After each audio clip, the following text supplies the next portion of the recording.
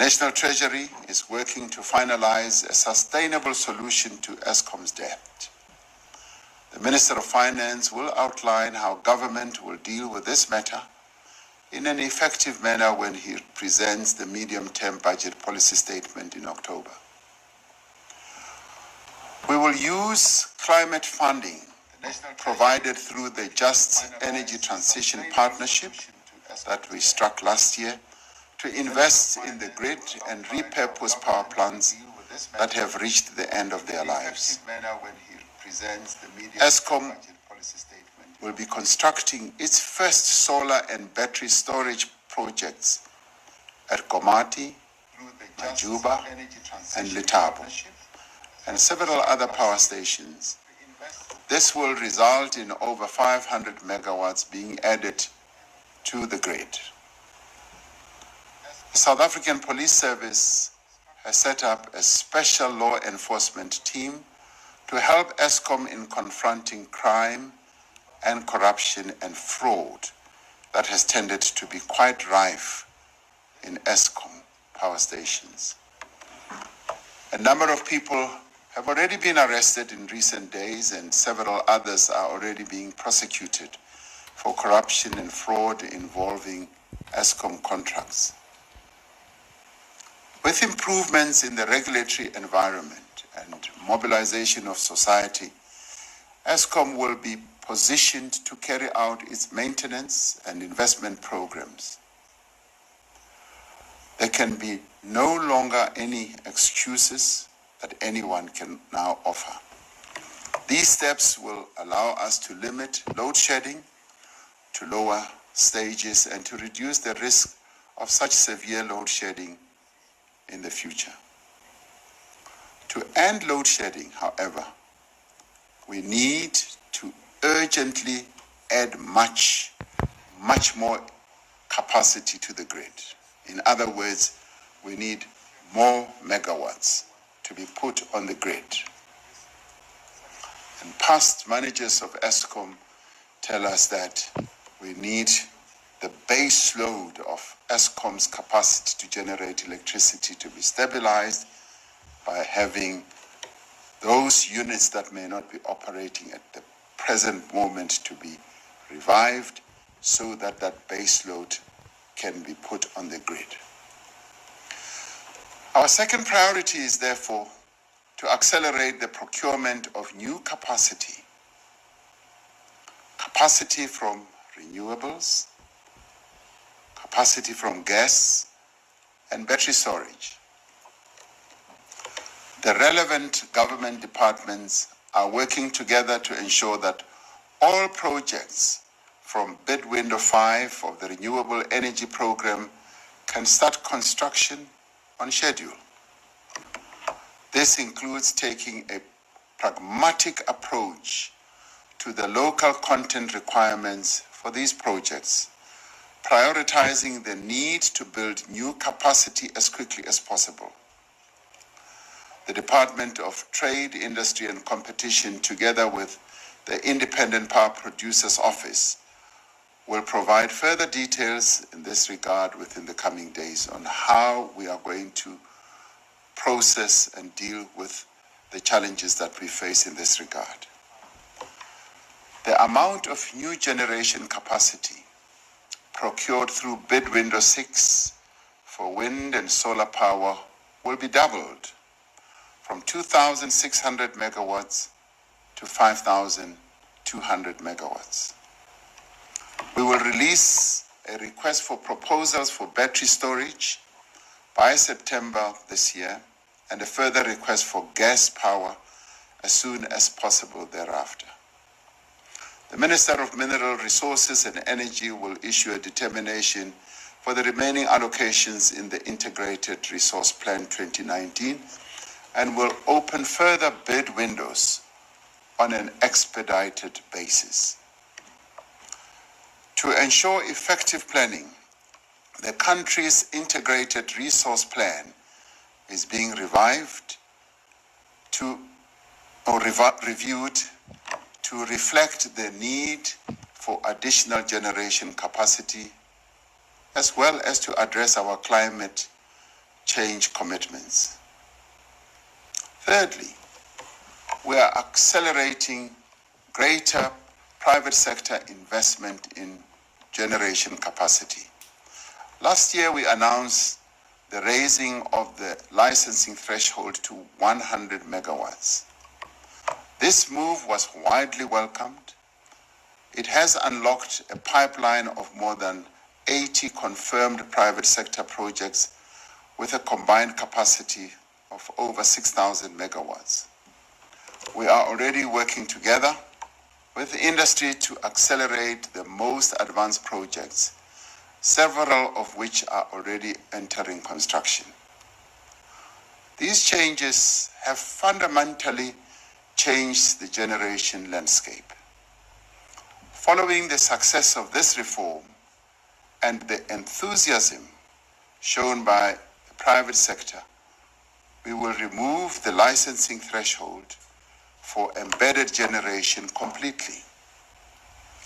This will enable private investment in electricity generation to rise to higher levels.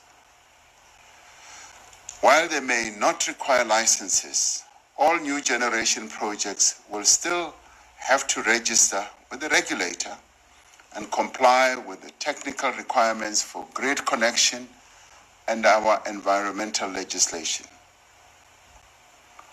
One of our greatest challenges is adding capacity to the grid, is the time that it takes for any energy project to receive the necessary approvals and commence construction. The process from design to commercial operation has tended to take more than 3 years, almost 1,000 days, due to lengthy regulatory processes and red tape. While existing legislation may be sufficient in ordinary times, the current crisis requires that we act decisively and more speedily. We will therefore be tabling special legislation in Parliament on an expedited basis to address the legal and regulatory obstacles to new generation capacity for a limited period. We raised this matter this morning with leaders of political parties represented in the National Assembly. There was broad agreement that this process should be hastened once the special legislation has been approved by Cabinet and tabled in Parliament. We will, in the meantime, waive or streamline certain regulatory requirements where it is possible to do so within existing legislation. This includes reducing the regulatory requirements for solar projects in areas of low and medium environmental sensitivity. It also means eskom can expand power lines and substations without needing to get environmental authorization in areas of low and medium sensitivity and within the strategic electricity corridors. We're also establishing a single point of entry, in other words, a one-stop shop, as it were, for the energy project applications to ensure that there is coordination of approval processes across government, so that those who apply should not be moving from one department to the next, and thus facing months and months of delays. I have instructed departments and entities to review all existing timeframes and to ensure that we process all applications on an urgent basis so that we do not have these elongated delays. These measures are preferable to declaring a state of disaster or even emergency, as some have suggested. These interventions will allow us to do what is necessary to accelerate new generation capacity while protecting the rights of all South Africans and upholding the rule of law.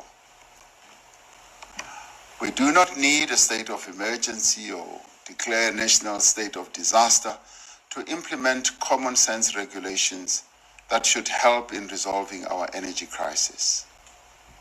We have all the instruments and processes that we can implement. Fourthly, we intend to enable businesses as well as households to invest in rooftop solar installation. South Africa has great abundance of sun, which we should really use to generate electricity. There is significant potential for households and businesses to install rooftop solar and connect this power to the grid. To incentivize greater uptake of rooftop solar, Eskom will develop rules and a pricing structure known as a feed-in tariff for all commercial and residential installations on its network. This means that those who can and have already installed solar panels in their homes or businesses will be able to sell surplus power that they do not need to Eskom. And we call on all South Africans to use electricity sparingly as we work towards ending load shedding and getting more energy on the grid. Finally, we are fundamentally transforming the electricity sector and positioning it for future sustainability. We have spoken in the past about restructuring Eskom, which will result in the establishment of 3 entities, namely an electricity generation entity, an electricity transmission entity, and an electricity distribution entity. Eskom has established an independent transmission company and is on track to separate generation distribution businesses by the end of this year. We will soon be appointing boards for the transmission and generation entities. Broader reforms to establish a competitive electricity market will also be expedited through the finalization of the Electricity Regulation Amendment Bill to enable private sector investment. These changes will radically transform the structure of the electricity sector for future generations. Many other countries have taken this route and have been able to stabilize their electricity generation. They will diversify our energy sources and improve the security of supply. Now, these changes will allow more generators, both private and state-owned, to compete on an equal footing. The grid will remain owned by the state, in other words, state-owned. Eskom will continue to be the mainstay of our country's energy industry as we improve its efficiency, its financial sustainability, and its performance. We have always said that Eskom is too big to fail, and it is a national asset, and we therefore need to secure it and make it more efficient. But it will coexist with the private investment and generation that is already underway. To ensure that these measures are implemented in a coordinated manner, I have established a National Energy Crisis Committee. The committee is chaired by the Director General in the Presidency and brings together all the departments and entities involved in the provision of electricity. They bring together the Department of Public Enterprises, Department of Fisheries, Forestry and Energy, the Department of Mineral and Energy, the Treasury is also part of it, the police are also part of it, and so all the departments that have to do with helping us to stabilize our energy system will be part of it, and it will be coordinated from the Presidency. The National Energy Crisis Committee will draw on the best available expertise from business, from labor, from professional engineering entities, and community-based organizations. We will be able to work together with all these entities as we did when we confronted the issue of the pandemic, but more particularly the vaccination process, where we had business, labor, community-based organizations working together with government to address the biggest rollout of vaccinations our country had ever been through. So we will harness all this energy and all these various entities as we work to ensure that we stabilize our energy generation. The relevant ministers will report to me directly from their various ministries on a regular basis to ensure that we move quickly to implement the actions that we have announced today. So, fellow South Africans, the measures I have outlined are not just to address our immediate constraints. They are also to ensure that we do stabilize our energy generation in our country through a variety of all these measures. Our ultimate objective is to achieve long-term energy security so that we never have to experience electricity shortage again. We aim to do this by stabilizing eskom and improving plant performance, establishing a competitive electricity market, opening the way for private investment in new generation capacity and increasing our investment in renewables. As we do this, we will also heed the message from community-based organizations who said our focus must also be on the poor and the vulnerable. Now, these measures are necessary to ensure that we revive economic growth so that we are able to create jobs in our country. In the process, we will position our country as a leading player in the transition to new and sustainable energy sources, turning this crisis into an opportunity for future growth and resilience. Just as government will play its part, I call on business, labor, and all of society to join us in this effort. This includes urgent implementation of the eskom Social Compact and the reinforcing of the commitments and the concrete steps to be taken by all social partners. Just as we rallied behind the national effort to contain COVID-19, so too must we now contribute whatever we can as South Africans. As households, we can use electricity sparingly. And we can also address the issue of illegal connections, because illegal connections continue to be a major challenge that our country faces. We must join in the massive rollout of rooftop solar and contribute to the solution as well. Business needs to reduce its consumption through greater energy efficiency. Business should seize the opportunities that have been created and invest in generation projects as well. Labor should engage in a spirit of partnership, mindful that achieving energy security is the most important thing we can do to protect existing jobs and also to create new ones.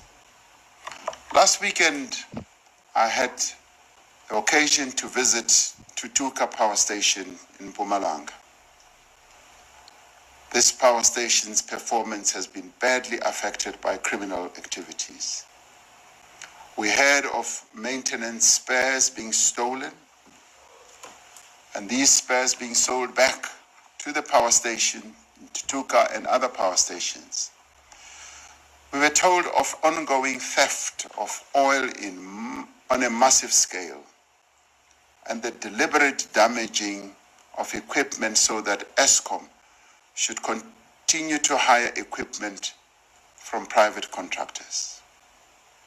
What is happening at Tutuka and other power stations is deliberate sabotage by well-organized criminal syndicates that are destroying the utility and damaging our economy. After my visit to Tutuka, I met with all eskom power station managers. I was impressed with the diversity of this group of men and women and their commitment to getting it right in terms of running the power stations, but I was also impressed with the skills that they have. And I was also impressed with their total commitment to making sure that our power stations function well and they adhere to a maintenance philosophy. We owe the teams at these power stations a debt of gratitude for their actions, for their work day in and day out, the various managers and the workers, to ensure that the lights are kept on, and when we have load shedding moments, they are the first to be usually troubled. They do set a good example for all of us in terms of their commitment, and I told them that they have my full support, and I told them that also that we would like them to rid our utility of the rife corruption that we have been told about. The measures that we are announcing this evening, together with the steps we have already taken, will hasten the end of load shedding. They will put our country on a clear path towards reliable, as well as affordable and sustainable energy supply. I'm convinced that if we work together, and if we hold each other to account, if we meet our time frames and our deadlines and fulfill our commitments, we will be able to end this energy crisis that we are going through and create the conditions for growth of our economy and for job creation. More than that, we will show that we are up to the challenge of rebuilding our beloved country. I'd like to thank you as we embark on this journey of putting right our energy generation, working together. Thank you.